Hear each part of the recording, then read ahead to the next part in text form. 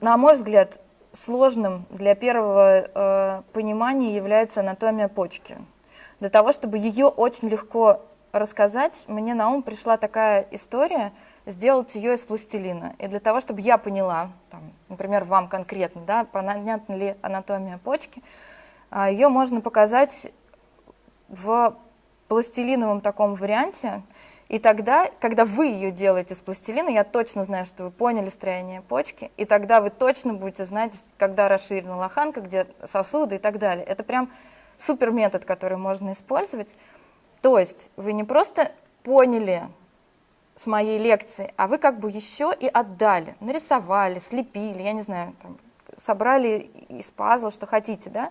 Но это такой метод, когда я вижу, что вы мне уже отдаете. Таким образом, вы сами отдаете, и это закрепляется в вашем сознании надолго-долго-долго. Вот это белая, это лоханка, у нее такие в давлении есть. Сейчас мы на этом не останавливаем свое внимание, но вот эту пластилиновую почку я сейчас разрежу, и вы увидите, что она полностью похожа на срез почки ультразвуковой и анатомический. Та-та-та. Поперечный срез, мы сейчас его посмотрим, и продольный срез.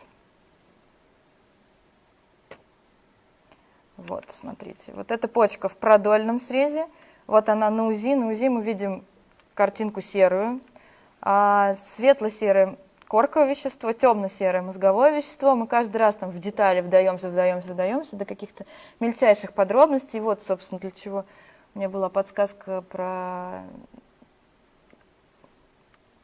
Леонардо да Винчи, но, собственно, неважно, это к первому слайду вернулась. Да, вот смотрите, вот этот гребешок почечный, срезанный вдоль, и вот он такой же, срезанный вдоль на пластилиновой почке, да, и поперечный срез, смотрите, гребешок или сосочек, его по-другому называют, вот он здесь, и вот он на анатомии повторяется, да, и корковое вещество по периферии, да. Таким образом, я точно знаю, что анатомия почки понятна для вас.